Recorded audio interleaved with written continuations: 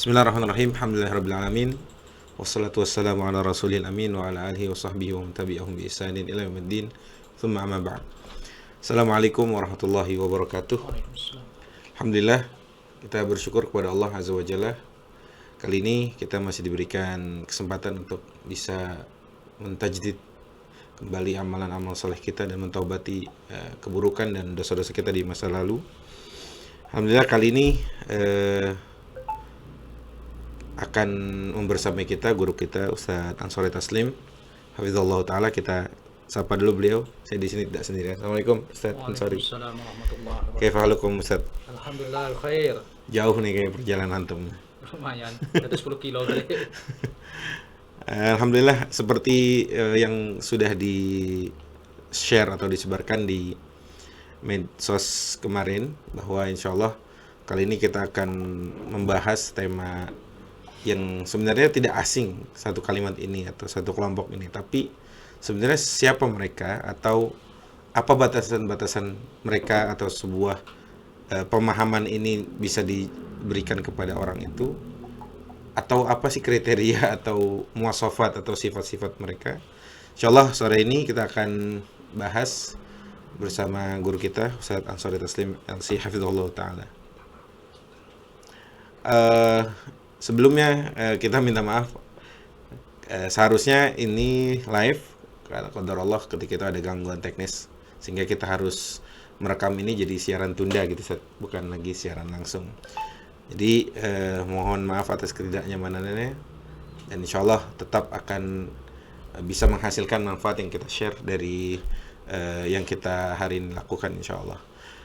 Bagaimana nih Ustaz, tema yang sudah di-share itu kan siapa itu Khawarij. Kalau siapa berarti kita harus mendefinisikan mereka itu siapa dulu Ustaz. Definisikan siapa mereka, kemudian kapan mereka tumbuh atau muncul pemahaman ini, atau siapa mereka, atau sifat-sifatnya seperti apa. Nanti Ustaz Ansori dipersilakan untuk itu Ustaz. Siapa mereka ini Ustaz? Bismillahirrahmanirrahim. Alhamdulillah rabbil alamin wa bihi nasta'inu ala umurid dunya waddin. Asyhadu an la ilaha illallah wa asyhadu anna Muhammadan abduhu wa rasuluhu la nabiyya ba'dah. Allahumma salli wa sallim ala nabiyyina Muhammad wa ala alihi wa sahbihi wa man tabi'ahu hudahu ila yaumil qiyamah, amma ba'd. Alhamdulillah ikhwanul kiram, bahwa kita selaku umat Nabi Muhammad sallallahu alaihi wasallam tentunya keinginan, tujuan dan pola gerak kita juga adalah terutama bagi orang-orang yang beriman adalah ingin mengikuti petunjuk Nabi Shallallahu Alaihi Wasallam. Kita ingin menjadi seorang Muslim yang diinginkan oleh Rasulullah Sallallahu Alaihi Wasallam. Nah, sudah merupakan sunatullah bahwa segala macam usaha kita, segala macam tekad kita ini diawali dengan keimanan kita untuk menjadi umat Muhammad. Lalu kemudian disertai juga dengan bagaimana usaha kita untuk menjadi umat yang diharapkan tersebut. Maka hampir setiap orang yang beriman dia berusaha untuk menuju kepada jalannya Rasulullah sallallahu alaihi wasallam ini dengan pemahaman mereka masing-masing. Nah, tentulah semua ini ada aturan baku. Tidak setiap orang yang mengklaim bahwa dia adalah pengikut Rasulullah sallallahu alaihi wasallam berarti dia akan bisa dianggap sebagai pengikut sejati. Itulah kenapa kemudian pada perkembangan pasca Rasulullah sallallahu alaihi wasallam dan terjadinya fitnah di kalangan para sahabat, muncul firaq, muncul kelompok-kelompok yang berkelompok-kelompok dan masing-masing menganggap bahwa merekalah yang mewakili sunnah, yang merekalah yang mewakili pemahaman yang benar dan utuh terhadap Islam ini. Termasuk adanya kelompok Khawarij dan Syiah yang merupakan dua kelompok pertama yang terjadi dalam dunia Islam. Itu adalah karena perseteruan politik antara Ali dan Muawiyah, dan semua kita mungkin sudah membaca itu. Perseteruan antara Ali dan Muawiyah ini menyebabkan apa munculnya dua kelompok besar ini, yaitu kelompok Syiah dan kelompok Khawarij. Tapi Khawarij itu ini Ustaz, maaf, dia sudah ada sejak zaman Rasul apa dia baru belakangan Ya. ketika zaman Ali? Dia sudah dinubuatkan oleh Rasulullah SAW tentang orang yang punya sifat. Nah, ini yang unik tentang Khawarij ini, yang mungkin tak banyak orang mengkaji. Karena Khawarij ini orang tahunya itu adalah begini.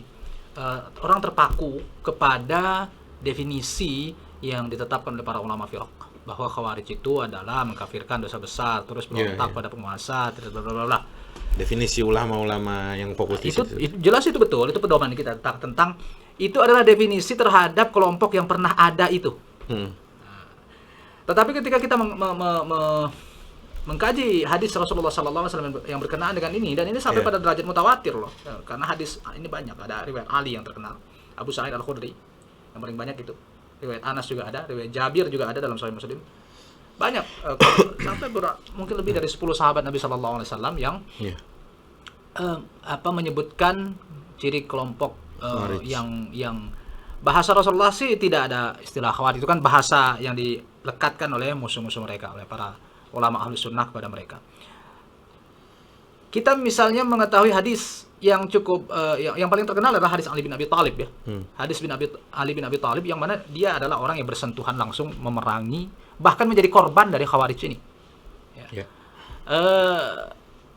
Hadis yang ada dalam Sahihain, hadis ada dalam Sahih Bukhari dan Sahih Muslim, dan juga riwayat Al-Jamaah lah ini, yaitu hadis Ali bin Abi Thalib radhiyallahu anhu, di mana beliau mengatakan, itu hadis riwayat Al-Bukhari, haddatsana Umar bin Hafs ibn Ghiyas qala haddatsana Abi qala haddatsana Khaisamah qala haddatsana Suwaid ibn Ghafalah qala haddatsana Al-A'mash qala haddatsana Khaisamah qala haddatsana Suwaid ibn Ghafalah qala Ali radhiyallahu anhu idza haddatstukum an Rasul an Nabi sallallahu alaihi wasallam fali an akhirra minas sama ahabbu ilayya min an akziba alaih.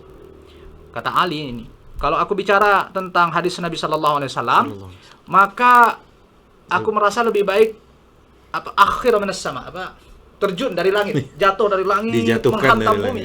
Itu lebih baik daripada harus berdusta.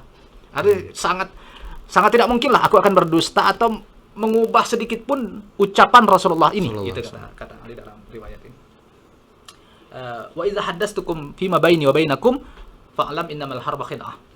Kalau kita bicara antara aku dengan kamu, artinya bukan selain kalam Rasulullah enggak, pembicaraan antara Ali dengan, waktu itu kan kejadian kejadian perang. Ali dan Suwaid bin Ghafalah adalah salah satu panglimanya Ali. Maka ketahuilah bahwa ini al-harbu khid'ah. Strategi. Perang itu tipuan, tipu daya, strategi, tidak semuanya akan kuceritakan gitu. Tapi kalau aku udah bilang tentang Rasulullah, maka tak satu huruf pun akan aku ubah, begitu kira. Lalu apa ya? Fa inni sami'tu Rasulullah sallallahu alaihi wasallam yaqul, Ali menyampaikan hadis tentang Khawarij ini, sayati fi akhir zaman qaumun, akan datang di akhir zaman. Nah, unik di sini nih. Ali mengatakan fi akhir zaman. Bukan di zamannya saja, tapi di akhir zaman. Qaumun sufahaul ahlam, hudatsaul asnan, sufahaul ahlam, yaqulu min qauli khairil bariyah. Kaum yang bodoh, masih muda, tapi mereka punya angan-angan yang begitu, kalau mungkin bahasa kita bisa ya, sufahaul ahlam itu utopis kali ya, bisa utopis. Jadi mereka tuh serba utopia. Utopia artinya mengharapkan sesuatu yang tidak realistis. Halu. Nah, ini bukan halu, tetapi utopia itu kan tidak realistis. Jadi akan kejadian itu. Akibat karena tidak realistis, akhirnya mereka menjadi sangat idealis sampai menjadi fatalis. Fatalis itu artinya kalau enggak 0 100. Gitu mereka tidak kenal 1 sampai 9. Maksudnya apa? Imma putih atau hitam gitu. Kafir mukmin. Makanya nanti dalam konsep Khawarij, yang orang itu yang salah kafir, pelaku dosa besar jadi kafir akibat fatalisme itu. Karena berpikirnya terlalu idealis, utopis jadinya. Nah, itulah mungkin yang dimaksud dengan sufahaul ahlam. Tapi apa mereka ini dalam hadis itu juga yang yamruquna minad din kama yamruqus sihamu atau yamruqus sahmu minar ramiyah. mereka melesat, yamruku itu artinya melesat dari agama ini, sebagaimana Melesatnya. as-sahm, anak panah, melesat nembus ar-ramiyah. Ar-ramiyah itu hewan buruan. Hewan buruan jadi tembus kayak pelor, Peluru. Kalau zaman dulu rata-rata panah nancep. Panah. Nancep. Nah, ini nembus. Ini nembus. Nah, maksud itu. Jadi nembus dari ramiyah. Nah, ini apa ini maksudnya? Nembus dari melewati. Islam bicara kalau yang benar ya, Iya, dia nancep. Kalau Islam yang benar dia nancep sampai sini, udah sini. Nah, ini nembus. Kalau ini nembus lewat, mau kemana? Kelewat gitu. Kebablasan. Ibarat orang mau sampai ke alamat sini, kelewat ke sana gitu. Iya. Kira-kira dia sampai nggak? Enggak. Enggak. Ya. Kalau orang kafir, dia belum nyampe, dia nggak sampai ke agama ini, dia belum sampai ke alamat ini. Iya. Ya, itu orang kafir, orang fasik. Hmm. Si Khawarij ini malah kelewat. Tapi ujung-ujungnya sama hasilnya, yaitu sama-sama nggak nyampe di tempat ini. Iya. Sama-sama Yang satu belum nyampe, yang satu kelewat. Sama-sama ghairu muwaffaq kok. Sama-sama tidak kena pada tempat yang sebenarnya. Iya. Nah, maka sebagian ulama menggunakan kata ini yang rukun minal Islam, yang dalam riwayat lain yang rukun minad din, untuk mengkafirkan Khawarij. Tetapi yang tidak mengkafirkan, mentakwil kalimat ini bukan itu maksudnya. Karena yamruqu minad din itu bukan berarti dia keluar, laisa yakhruj minad din, tapi yamruq, ngelewat. Jadi beda. Makanya para ulama beda pendapat apakah Khawarij kafir apa tidak. Oh, gitu ya. Mungkin itu di kitab-kitab fikih dan kitab firaq lah ya pembahasan. Berarti minimal tadi ada berapa kriteria setelah yang antum sebutin? Tadi belum selesai tadi. Ada berapa tadi? Ada 3 lah minimal. Islam yamruqu minas sama yaqra'una al-Qur'an wa la yujawizu hanajirahum. Ya. Mereka membaca Al-Qur'an tidak selesai, tidak sampai melewati kerongkongan mereka. Maksudnya apa ini? Dia cuma ngebaca tapi nggak ke sini, kerongkongan kan di sini. Tapi mungkin nggak nyampe ke hati. Apa maksudnya? Mungkin ya wallahu alam misal. Membaca Al-Qur'an tapi nggak paham maknanya apa.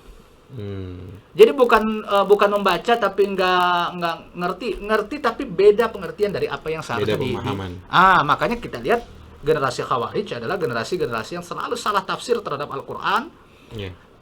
Dalam kondisi ghulu. Dalam kondisi yang ghulu. Harus begini, hitam putih itu tadi. Bedanya mereka dengan Rafidhah, kalau Rafidhah ini zindiq, makanya Khawarij kata Syekhul Islam Ibnu Taimiyah, tidak ada terlihat asar zandaqah, tidak terlihat bekas bahwa mereka itu punya sifat zandaqah. Zandaqah itu artinya dia mau mengubah agama ini. Beda dengan Rafidhah. Rafidhah itu zindiq. Dia mau mengubah agama ini. Dia itu mengubah banyak pemalsuan, banyak kebohongan. Kalau Khawarij enggak, anti berbohong. Makanya kenapa hadis-hadis yang diriwayatkan oleh para imam Khawarij diterima. Sahih.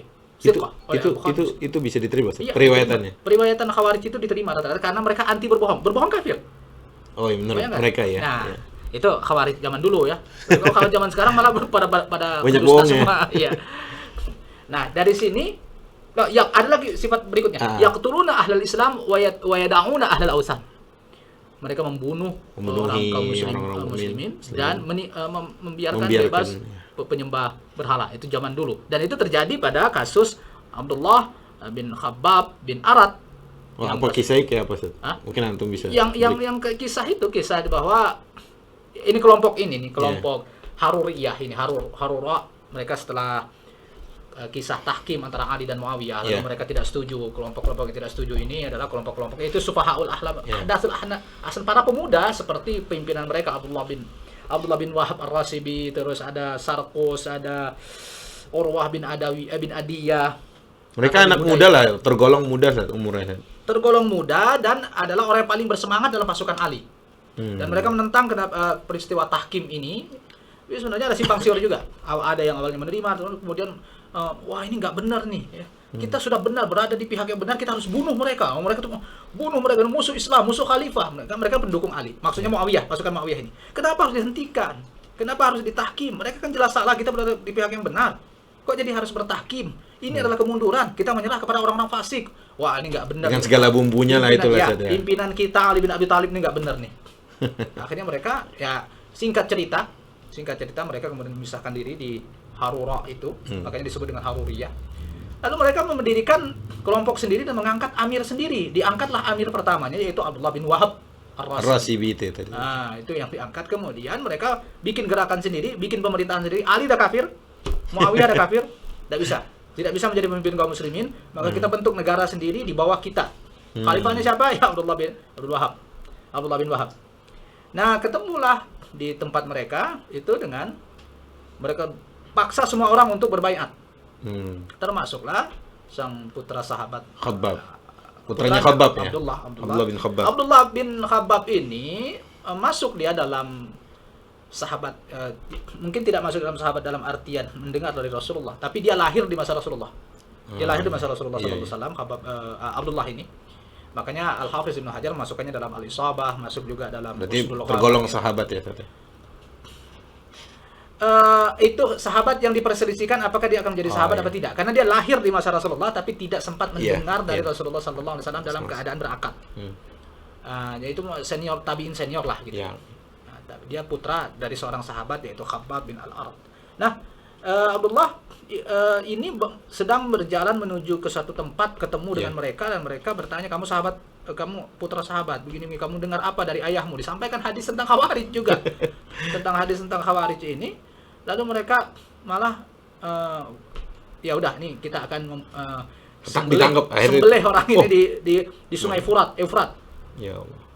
Begitu dalam perjalanan dia membawa umul waladnya. Umul walad itu artinya ya zaman dulu kan semua orang punya budak. Umul walad ini artinya dia udah punya anak, budak yang udah punya anak dan sedang hamil 8 bulan. Ya Allah. Jadi dibawa ke sungai. Di sana mereka lagi jumawan ini. Ngibas-ngibasin pedang. Kami lah para mujahid. Itu gaya Khawarij itu gitu. Jadi gaya-gaya yang suka suka petantang petenteng istilahnya, itu gaya Khawarij itu. Karena mereka berada di atas kebenaran. Kibas pedang, kena babi orang. Babinya orang Ahlu Zimmah Nasara. Aduh, mati babi orang satu nih, gimana nih? Kita minta maaf kepada penduduknya, kita ganti. Ini babi Ahli Zimmah. Kita harus hormati darahnya. Kata Abdullah, kamu babi kamu hormati, aku ini putra sahabat Rasulullah, lebih berhak. Saya muslim gitu. Dan aku ini muslim, aku ini lebih berhak dijaga darahnya. Diam kamu adalah karena tidak mau baiat. Akhirnya disembelih lah Abdullah bin Khabbab, darahnya mengalir di sungai Efrat. Lalu umul waladnya tadi dibunuh juga dengan padahal sedang mengandung. Ditusuk katanya. Iya, ditusuk bayinya itu padahal dia sudah minta ampun. Ini Khawarij. Jadi mereka itu bengis. Kebengisan inilah karena menganggap ini orang kafir. Kafir ini musuh agama. Musuh agama ini berarti jahat sekali, harus dihabisi. Cuma dengan ahlul ausan, dengan tadi ahlu zimmah, karena dia ingat syariat bahwa ahlu zimmah harus diperlakukan begini malah aneh ya. Nanti di sini kita akan ketemu benang merah dengan Khawarij modern sebenarnya. Nah, iya, tadi kan menarik ya tadi tentang sebenarnya perkembangan kali ya. Tadi kan Anda sebut zaman Rasul memanasnya di pembunuhan Utsman, kemudian Ali. Cikal bakalnya dari zaman pembunuhan Utsman ya. Muncul baru di Ali. Tapi cikal bakal sikap itu di Utsman. Udah banyak lah di situ ya. Apa cikal bakal sikap itu? Sikap mudah terprovokasi, tidak mau bertabayun kepada pimpinan. Sehingga salah harus diberesin. Itu disebut dengan yamruquna minal Islam itu tadi. Terlalu cepat melesatnya, melewat. Nggak pakai. Padahal Islam nggak boleh begitu. Klarifikasi segala macam. Tidak ada klarifikasi. Bahkan ketika klarifikasi pun mereka datang ke Utsman, kan apa yang terjadi? Yang ada terjadi adalah malah membunuh Utsman. Tidak tahu saya apakah generasi pembunuh Utsman ini yang menjadi Khawarij di Nahrawan atau tidak. Wallahu a'lam. Tapi satu lagi. Masalah hadis Rasulullah sallallahu alaihi wasallam. Cerita tentang Dzulkhuwaisirah, itu kan yang paling terkenal itu. Dzulkhuwaisirah itu kan di masa Rasulullah sallallahu alaihi wasallam ada dua kejadian. Pertama adalah ketika pembagian selesai perang Hunain di Ji'rana. Dan itu hadis Abu Sa'id. Hadis Abu Sa'id Al-Khudri, dan agak panjang itu. Baik dalam Sahih Bukhari maupun Sahih Muslim. Pembagian ini datanglah dia ini, "Adil ya Muhammad." Berbuat adillah wahai Muhammad, pakai nama Muhammad lagi, tidak menyebut Rasulullah. Tapi dalam riwayat lain menyebut ya Rasulullah adil. Berbuat adillah, kata Rasulullah, "Wailak." Gila kamu ya. Kalau aku nggak adil, gimana? Siapa yang adil? Siapa yang adil? Gitu loh. Artinya itu menentang, dia menentang pimpinan. Bayangkan Nabi aja dia anggap ini jangan-jangan Nabi salah nih. Ini nggak bisa, kita harus menyampaikan kebenaran bahwa biar Nabi dia tetap bisa salah. Kita harus. Dan jadi ciri Khawarij itu adalah selalu menyampaikan kebenaran dengan cara yang tidak sopan.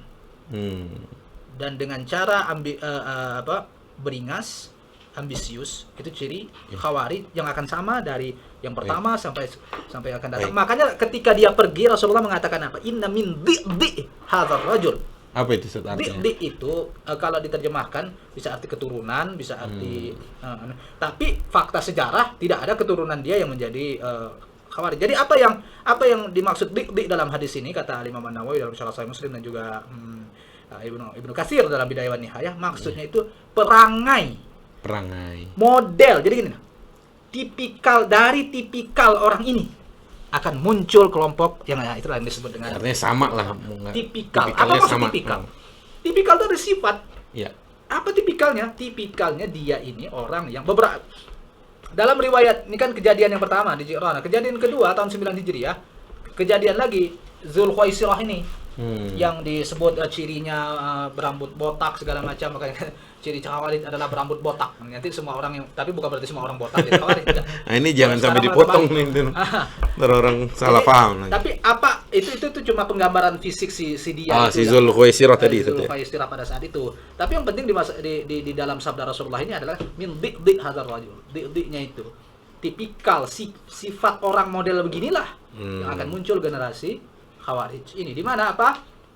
Tidak ada kesantunan, tidak ada adab dalam amar ma'ruf dan nahi munkar. Melihat sesuatu itu dia selalu hitam putih sehingga ini nggak benar nih. Kalau nggak benar sikat. Makanya yang terlalu suka itu bisa jadi punya sikap seperti itu. Kenapa? Karena sikap yang diajarkan Rasulullah sallallahu alaihi wasallam itu dalam segala hal itu sebenarnya adalah al-anah, tidak terlalu tergesa-gesa. Santai dan hulm, sikap lemah lembut lah, santun ya. Lemah lembut dan santun hatta kepada si kafir sekalipun. Ya. Elegan kalau kita nyebutnya. Elegan. Oke, nah, Khawarij nggak ngerti elegan. Tadi kan antum sebutkan ya tentang apalah istilah Khawarij modern. Nah, ini aneh mungkin sifatnya pertanyaan ya, Ustaz ya. Kita tahu ada beberapa kelompok-kelompok ya di umat ini ya, di zaman yang kita hidup kali ini tuh yang mungkin sifatnya mungkin ya tuduhan kepada kelompok ini ataupun sebagai sudah menstempel malah kelompok ini adalah berfaham Khawarij. Nah, menyikapi kayak gitu, apakah mereka sudah mengumpulkan semua sifat itu kemudian mencocokkan ke satu kelompok ini, atau mereka ya sekedar serampangan stempel itu, atau bagaimana sih? Ya, stempel yang paling cepat untuk kemudian stigmaisasi adalah propaganda yang digunakan oleh semua orang. Kalau misalnya kayak zaman dulu kita stigmakan apa? Stigma PKI. PKI itu pengikut PKI tangkap. Nah, kalau sekarang apa stigmanya? Teroris, radikal. Itu stigma. Jadi memang main stigma itu adalah apa ya? Karena orang awam nggak banyak mikir. Yang penting sudah distigmakan. Negatif lah biasanya. Iya, maksud stigma itu stigma negatif. Ini orang ini, kalau zaman sekarang kan nyebut kelompok itu lebih cuma misalnya apa? Ini orang Wahabi. Apa itu Wahabi? Pokoknya bagi yang nyebut jelek aja gitu. Nanti ada lagi yang stigma beda lagi nih orang ada lagi stigma nanti yang berlaku pada masing-masing kelompok. Ada stigma disebut dengan haraki, hizbi segala macam itu. Itu stigma, artinya mengata-ngatai orang dengan stempel tertentu supaya orang dengan cepat melakukan reaksi terhadap orang itu, tuduhan dan lain sebagainya. Tapi ya orang itu akan udah merasa, oh iya gitu ya dia jelek nih berarti nih. Itu ilmu propaganda. Dan itu dilakukan oleh hampir semua kelompok, termasuk kelompok di Islam sendiri. Kita stigma itu ada, namanya stigma kafir, stigma fasik itu ada, dan itu bukan tidak perlu kita melakukan eufemisme atau penghalusan bahasa, ya memang itulah bahasa syariah.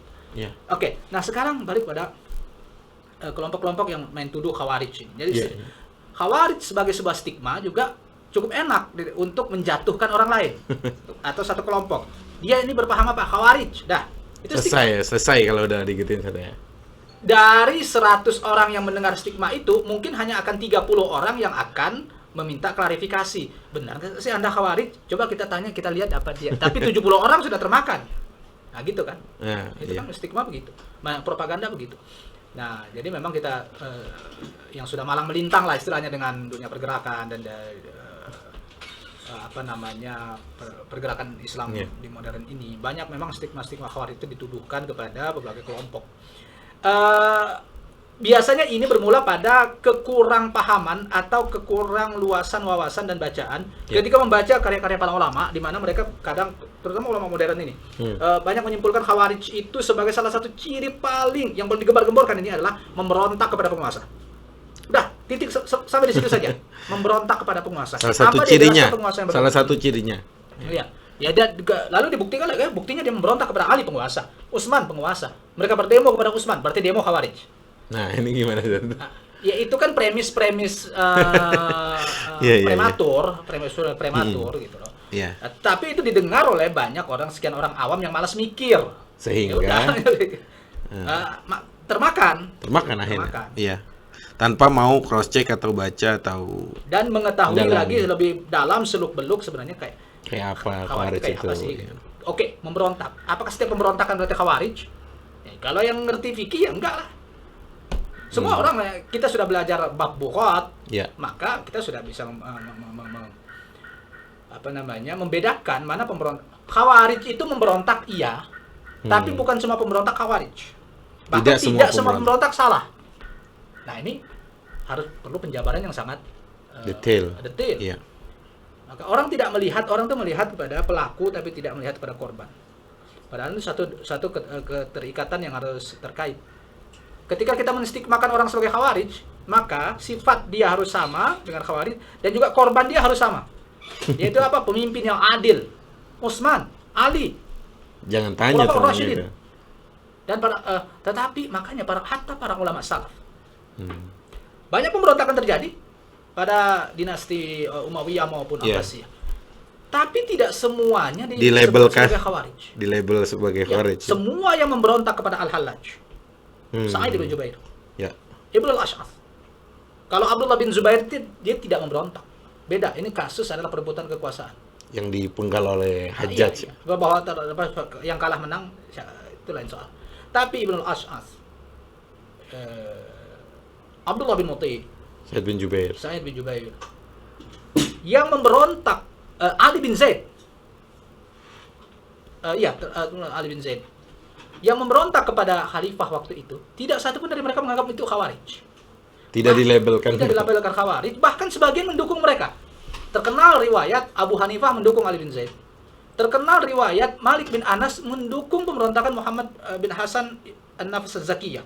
Gelarnya An-Nafs Az-Zakiyah. Nafsu Zaki. Silakan dicari sendiri dalam Ya, sejarah. ya. Terkenal itu, bahkan konon gara-gara itulah Malik bin Anas kemudian dipenjarakan, dicambukkan. Menganggap baiat kepada Khalifah Al-Mansur maupun As-Saffah tidak sah karena di mereka itu dibaiat karena terpaksa, dan yamin orang yang terpaksa, sumpah orang terpaksa tidak sah kata Imam Malik. Makanya dia dicambuk gara-gara itu. Dan juga Imam Ahmad Ya. dalam riwayat mendukung gerakan siapa itu, Ahmad bin Hasan bin siapa yang juga dipenggal oleh Mu'tasim oleh Al-Mahdi itu. Gerakan amar ma'ruf dan nahi mungkar. Sebenarnya bukan gerakan pemberontakan itu, jadi cuma gerakan untuk melakukan amar ma'ruf dan nahi mungkar.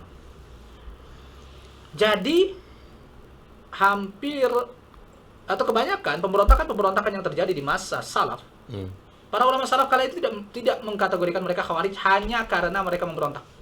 Artinya itu Jadi, bukan sifat satu-satunya. Bukan ciri khas. Bukan ciri khas. Khawarij.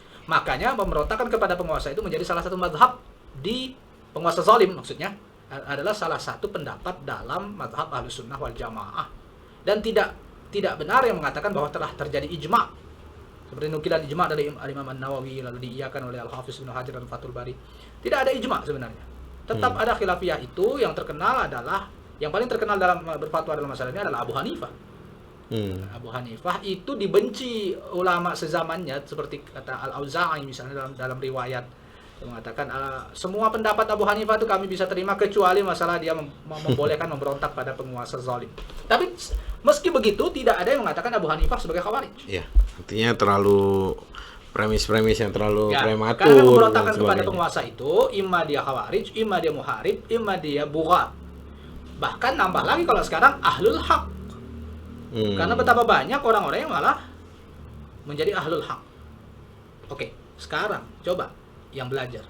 Ketika terjadi peperangan antara katakanlah Ibnu al-Ash'ath al-Hallaj, Sa'id bin Jubair dan lain-lain. itu siapa ahlul hak, siapa ahlul batil. Hatta masyayikh Anda tidak berani mengungkapkan bahwa al-Hallaj ahlul hak. Begitu. Tapi ini satu hal yang cukup menarik sebenarnya kalau mau dikaji. Sehingga orang tuh melihat kulitnya saja, tidak melihat bahwa apa sih esensi dari sebuah pemberontakan. Terlepas dari mana pendapat yang mau kita pilih, mana pendapat yang lebih kuat dalam masalah ini. Apakah boleh khuruj alal hakim al-jair? Ya. Pemimpin yang zalim ini boleh kita Debatable lah setelah permasalahan ini. itu pemimpin yang zalim tapi masih menegakkan syariat di masa khalifah. Nah, kalau tidak menegakkan syariat bagaimana? Nggak ada itu di masa salaf. Jadi itu masalah nawazil yang terjadi. Yang perlu memang kajiannya pun artinya hari ini saat ada pemahaman yang dengan cuma demo mujarrad dia turun mudzaharah gitu auto kharij. Ya. Terkena paham khawarij, syubhat lah minimal itu kalau syubhat khawarij. Berarti kan artinya berangkat dari sesuatu yang prematur, akhirnya tadi stigma yang disebut. Betul. Itu kalau tidak proporsional meletakkan satu masalah, akibatnya nanti akan salah semua nanti hasil-hasil hukumnya akan konklusinya akan salah. Bahwa kalaupun kita tidak setuju dengan demo, tapi harus proporsional menempatkannya. Ini demo dalam hal apa dulu?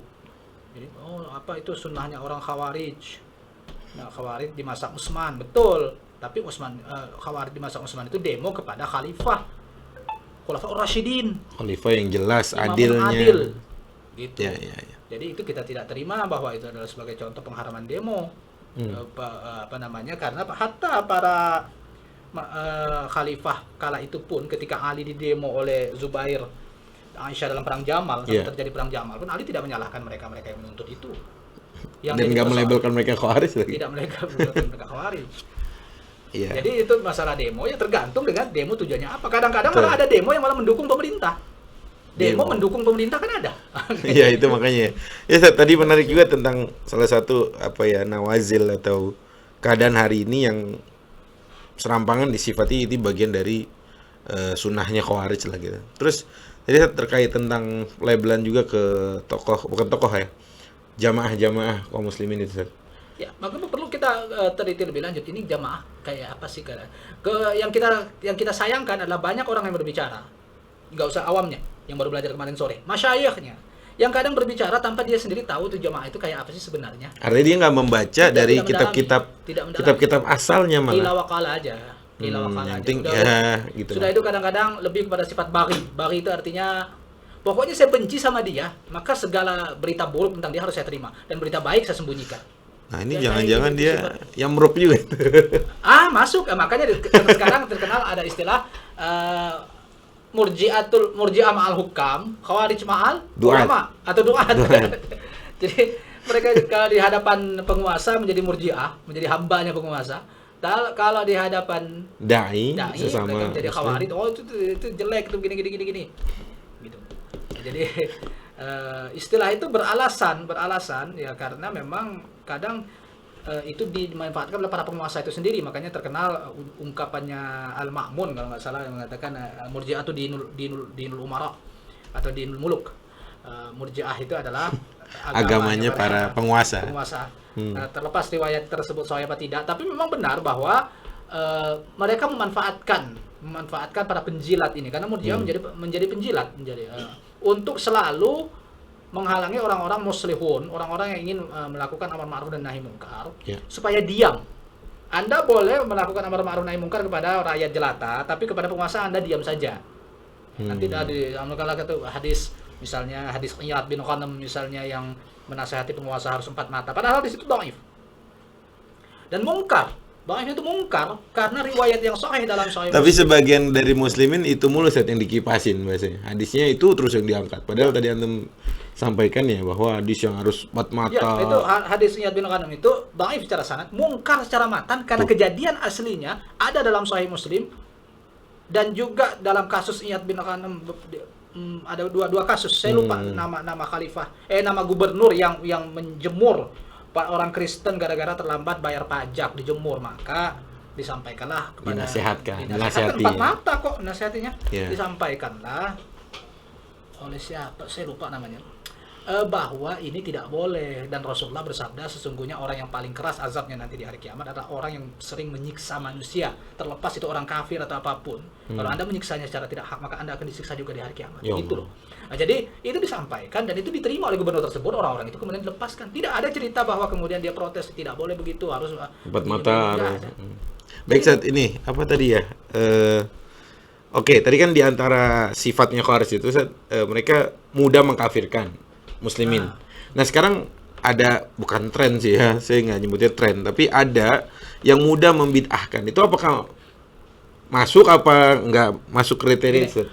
Kan Rasulullah tadi mengatakan adalah sifat itu kan Ya. perilaku orang. Perilaku orang itu akan seperti itu. Takfir bukan ciri Khawarij. Takfir itu harus ada, itu adalah mazhab Ahlussunnah wal Jamaah. Ya, tapi serampangannya kali mungkin yang dibilang Alasan pengkafiran. alasan pengkafirannya. Sekarang pada zaman Khawarij modern, Anda tidak akan menemukan, kita tidak akan menemukan orang yang mengkafirkan dosa zina. Makanya kalau itu orang-orang ISIS mendukung ISIS ditanya, kami Khawarij bukan, kami tidak mengkafirkan pezina, kami tidak mengkafirkan pemabok, katanya. Ya memang betul, tidak ada lagi yang begitu. Hatta Khawarij yang masih eksis sekarang, yaitu galiran Abadiyah, yang sekarang masih eksis di Oman. Oman itu kan sultannya bermazhabnya Abadiyah. Jadi unik juga deh. Khawarij bisa jadi Waliul Amri ya di Oman. Di Oman sultannya itu mazhab Abadiyah. Dan belakangan mereka menolak disebut Khawarij. Tetapi beberapa usul mereka tetap sama dengan Khawarij. Yeah. Terutama fikihnya mereka punya khas sendiri. Mazhabnya namanya mazhab Abadi. Jadi bahwa sikap yang terlalu serampangan itu adalah ciri-ciri Khawarij. Apakah itu sifat tafsik, membid'ahkan. Gini, kalau tafsik menganggap fasik suatu perbuatan, kayaknya itu jelas dalil. Misal kita menganggap fasik penjudi, memang jelas dalilnya penjudi, judi haram. Kita menganggap fasik orang yang berperilaku riba, jelas dalilnya gitu. Paling tidak kuat sekali dalilnya. Kita menganggap fasik orang yang pacaran, musik, atau apalah. Dalilnya ada. Cuma kan nanti penyikapan akan berbeda. Dakwahnya akan berbeda kan. Tapi kalau membid'ahkan suatu perbuatan, ini nggak mudah. Dia debatable. Karena mau membid'ahkan apa? Nanti si pelaku itu akan menjawab juga dengan dalil yang mereka punya. Nanti di antara diskursus bid'ah ini nanti kita akan lihat seberapa kuat dalil dia mengatakan bahwa ini bid'ah atau bukan. Kan kalau kita belajar fikih, kita sudah mempelajari bagaimana khilafiyah para ulama. Dan membid'ahkan di kalangan ulama itu biasa, tetapi efeknya enggak seperti yang dibid'ahkan orang awam. Misal, mazhab Hambali mengatakan kunut subuh bid'ah. It's okay, itu pendapat mereka. Dan Syafi'i dalam hal ini, dan Maliki yang berkunut dalam hal ini, yang berkunutnya itu kan Syafi'i dan Maliki. Cuma bedanya Syafi'i setelah ruku, Maliki sebelum ruku. Mereka punya dalil untuk dan membela ini, gitu loh. Jadi tidak soal bahwa Hambali mau mengatakan itu adalah bid'ah, silakan saja. Nanti dari beda perspektif juga ya, Sat, ya? Ada berbeda perlakuan terhadap apa yang dinamakan bid'ah. Jadi bid'ah tidak satu tingkat. Tapi kalau yang ada maksud adalah bid'ah, kalau yang dimaksud oleh mereka adalah bid'ah dalam arti bid'ah akidah, oke. Misalnya, itu pun nanti juga debatnya panjang sekali. Bagaimana panjangnya perdebatan antara Asy'ariyah dengan Atsariyah misalnya.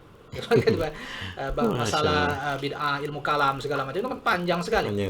Itu juga artinya penyikapan kita terhadap itu harus dibedakan dengan penyikapan terhadap orang yang jelas-jelas fasik, jelas-jelas kafir, dan lain-lain.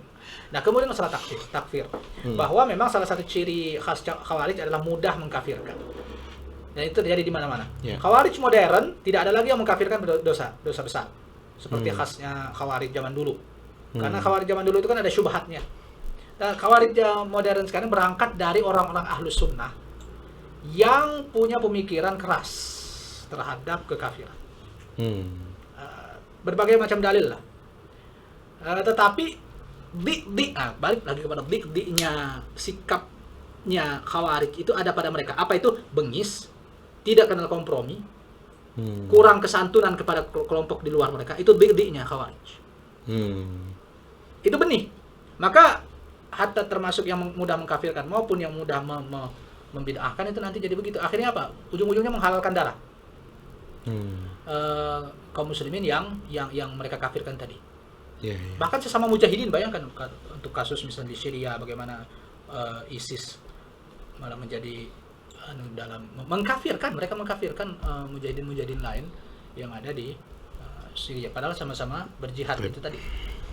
Kenapa itu bisa terjadi? Itu tadi berpikir yamruquna minad din itu tadi. Mereka terlalu Mesat. cepat jalannya, akhirnya kelewatan.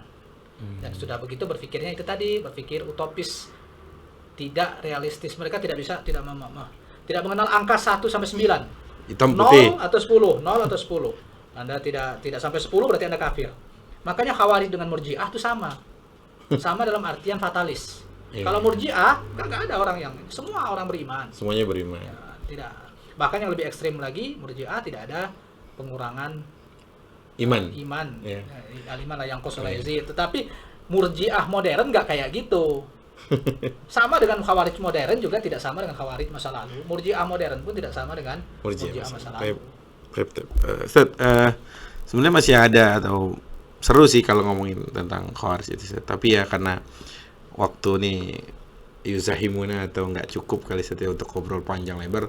Mungkin terakhir dari Ana, Ustaz, untuk teman-teman juga agar supaya kita nasihat dari antum atau pesan sebagai closing statement supaya kita mampu memilih ajaran yang benar sehingga dijauhkan atau terhindar dari paham-paham Khawarij itu, Ustaz. Bagaimana seharusnya seorang muslim yang idealnya dia tadi nggak terlalu, ya dia nggak 0 dan nggak 10 banget gitu. Artinya nggak berlebihan, gulu, nggak juga terlalu kering gitu.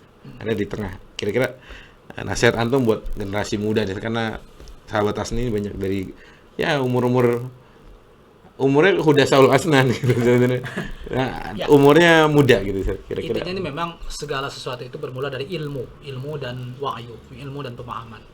Ilmu di sini bukan berarti banyak hafalan, karena kalau hafalan Khawarij itu semua hafal Quran.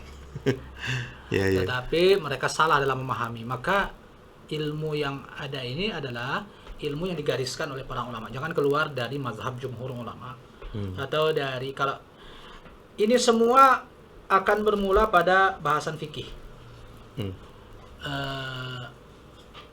Apa ya? Kalau kita mau belajar, pertama kali belajar akidah itu udah pasti, dalam artian akidah dasar ya, akidah dasar. Jangan sampai ada orang Islam tidak tahu, oh ternyata Allah itu nggak kawin ya. Jangan sampai begitu.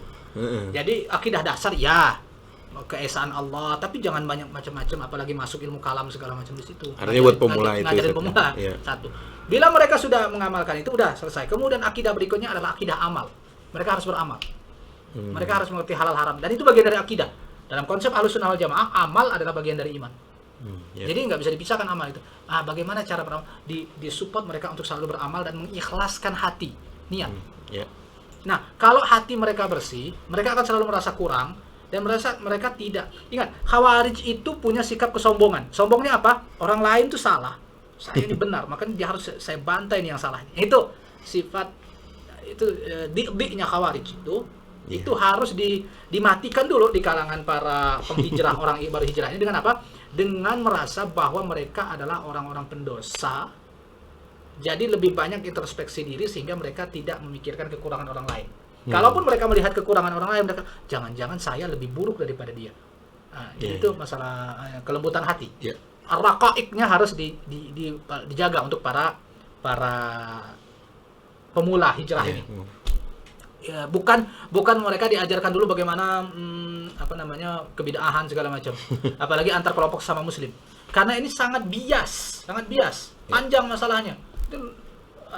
Panjang masalahnya. Ya. Jadi itu enggak begitu.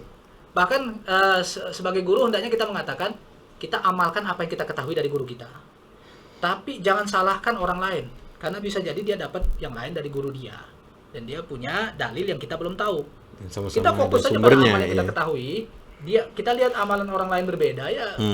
Biarkan saja dia, sambil kita tetap belajar, mengklarifikasi dia mengamalkan kok begini.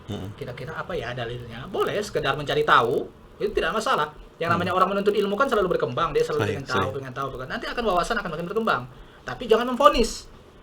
Nah itu. Makanya belajar fikih itu yang paling penting. Insya Allah. Jadi untuk pemula, pertama ajarkan raqaiq, bab tazkiyatun nafas. Yang kedua adalah fikih. Baru kemudian detil akidah. Detil akidah tuh terutama untuk masalah-masalah yang sensitif lah. Tapi kalau untuk akidah dasar lah, iya harus di awal. Tapi kan rata-rata semua orang udah Islam kok. Iya, iya, iya. Nggak usah lagi. Baik. eh, Hayakumullah, jazakumullah khairan Ustaz Ansari Taslim atas banyaknya faedah tadi. Jadi kita tuh makin sadar teman-teman tentang jangan mudah memvonis satu, sehingga kita perlu cross check jangan sampai kelewatan sebagaimana Khawarij tadi, dan juga jangan nol sebagaimana orang kafir memang dia belum sampai di Islam tadi ya. Dan insyaallah ini menjadi tambahan ilmu ya, sekaligus sebenarnya pembahasan Khawarij itu panjang, belum sebenarnya ini bukan detailnya nih. Kalau detail bisa 2 jam lebih mungkin obrolan kita, tapi ya lagi-lagi kita membatasi waktunya supaya tidak terlalu membosankan, terutama tentang tema-tema yang sifatnya setiap pekan ini ya, insyaallah. Sekali lagi terima kasih teman-teman yang sudah menyimak. Semoga ini menjadi tambahan ilmu dan menjadi semakin paham kita tentang bahaya satu pemahaman ini atau satu kelompok ini, yaitu kelompok Khawarij yang dari zaman Rasul sudah diwanti-wanti bagaimana perangainya, ciri khasnya, dan kebusukan yang ada di tubuh mereka, dan kita berdoa kepada Allah agar kita dijauhkan dari pemahaman yang sangat sesat ini atau bengis ini.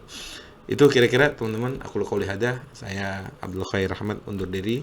Sebelumnya kita tutup dengan doa kafaratul majlis. Subhanakallahumma bihamdik asyhadu alla ilaha illa anta astaghfiruka wa atubu ilaik. Terima kasih. Assalamualaikum warahmatullahi wabarakatuh. Waalaikumsalam.